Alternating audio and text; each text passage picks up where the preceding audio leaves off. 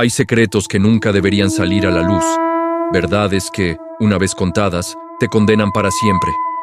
Lo que voy a relatar no es una historia de fantasmas. Es algo peor.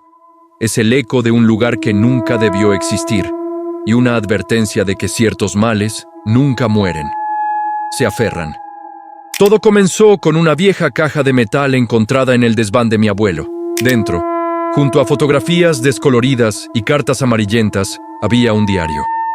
Su cubierta de cuero estaba desgastada, casi deshecha. El nombre en la primera página era el de un tío abuelo del que nadie hablaba, Elías. Y debajo, el nombre de un lugar, Sanatorio de la Colina Silente. Mi abuelo siempre evitaba el tema. Hay puertas que es mejor no abrir, decía con una seriedad que helaba la sangre. Pero la curiosidad es una enfermedad. Empecé a leer. La caligrafía de Elías era temblorosa, casi desesperada. Describía un lugar idílico en las afueras, un refugio para mentes cansadas. Pero a medida que avanzaban las páginas, el tono cambiaba. Las descripciones se volvían fragmentadas, paranoicas. Escribía sobre los tratamientos. No eran terapias, eran rituales. Hablaba de la terapia de eco, donde los pacientes eran obligados a gritar sus peores miedos en habitaciones con paredes de plomo para que el sonido rebotara hasta que su propia voz se convirtiera en una tortura.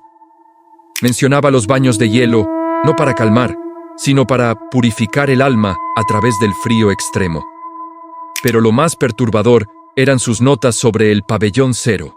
Según el diario, el pabellón cero no aparecía en ningún plano. Era un ala subterránea, olvidada deliberadamente. No se enviaba allí a los enfermos, sino a los incurables. Aquellos cuyas mentes, según los médicos, estaban rotas sin remedio. Elías escribió que desde el pabellón cero no se oían gritos, solo un zumbido constante, bajo y profundo, como el de un insecto gigante atrapado bajo tierra. Nadie que entraba allí volvía a ser visto en los otros pabellones. Simplemente desaparecían de los registros. Una noche, mientras leía, un frío antinatural llenó mi habitación. Las luces parpadearon y juraría que oí un susurro muy débil, casi inaudible, arrastrándose desde el rincón más oscuro. Era una sola palabra, repetida como un eco lejano. Silencio. Ignoré el miedo, culpando al cansancio y a la sugestión. Investigué sobre el Sanatorio de la Colina Silente. Fue cerrado abruptamente en los años 50, tras un incidente no especificado. Un incendio, decían los registros oficiales, pero no había detalles ni víctimas reportadas. Era como si hubieran borrado su existencia de la historia. El edificio seguía en pie, abandonado y tragado por el bosque. Tenía que ir. Necesitaba entender qué le pasó a Elías. Llegué al lugar al atardecer. La estructura era una monstruosidad gótica, una silueta negra contra el cielo morado. Las ventanas eran como ojos vacíos que me observaban. La puerta principal estaba sellada con cadenas oxidadas, pero encontré una entrada lateral, una ventana rota en lo que parecía ser la antigua cocina. El aire dentro era denso, cargado con el olor a humedad, a óxido y a algo más. Algo dulzón y rancio, como flores muertas. Recorría los pasillos con una linterna y el silencio era abrumador. Era un silencio pesado, expectante. En una de las habitaciones, las paredes estaban cubiertas de arañazos, cientos de ellos, formando patrones extraños, casi como un lenguaje desconocido. En el suelo encontré un pequeño zapato de niño. No había registros de que el sanatorio hubiera albergado niños. A medida que me adentraba, empecé a oír cosas, pasos lejanos en el piso de arriba, aunque sabía que estaba solo. El sonido de una puerta cerrándose suavemente en un pasillo distante. Me detuve, conteniendo la respiración, escuchando. Nada. Solo el latido de mi propio corazón. Encontré el despacho del director. Los papeles estaban esparcidos por todas partes, cubiertos de moho. En un cajón cerrado con llave, hallé una serie de grabaciones de audio en viejas cintas de carrete. Llevaba una pequeña grabadora portátil, por si acaso. La inserté y le di al play. La calidad era pésima, pero se distinguía la voz de un médico y la de un paciente, El médico hablaba de un nuevo procedimiento, la terapia de reconfiguración. Hablaba de desconectar las partes dañadas del cerebro para permitir que la mente renazca. El paciente solo emitía sonidos guturales, sollozos ahogados. De repente, en la cinta se oyó un zumbido bajo, idéntico al que Elías describía del pabellón 0. La voz del paciente se detuvo. Silencio. Luego, una voz nueva, o tal vez la misma pero cambiada, susurró algo directamente al micrófono. No era una palabra, era un sonido, un chasquido húmedo, inhumano. Apagué la cinta, con el corazón martilleando en mi pecho. Fue entonces cuando lo vi. En el extremo del pasillo, la luz de mi linterna iluminó una figura.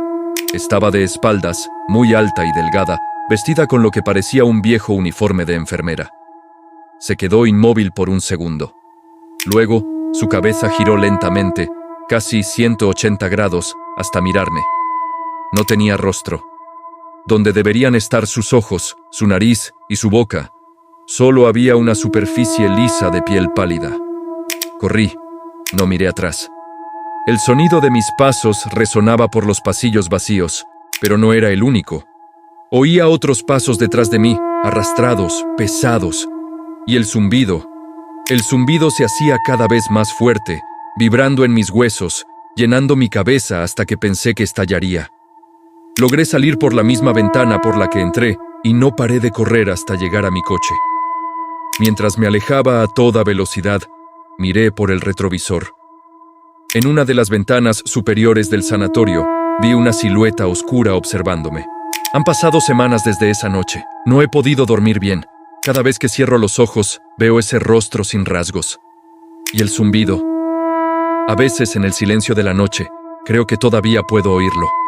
Bajo, persistente, como si algo me hubiera seguido desde allí.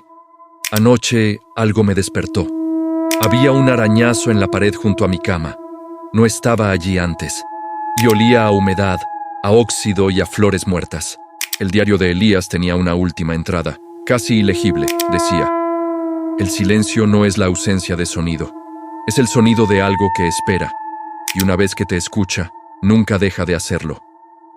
Ahora entiendo por qué mi abuelo no quería que abriera esa puerta.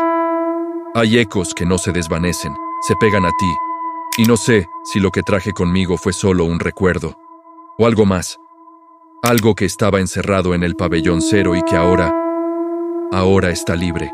Y a veces, cuando estoy solo, oigo un susurro. No es mi voz. Y dice mi nombre. Gracias por acompañarme en la sombra misteriosa. Si te atreves, suscríbete para más historias que no deberían ser contadas. Y recuerda, ten cuidado con los lugares olvidados. A veces no están tan vacíos como parecen.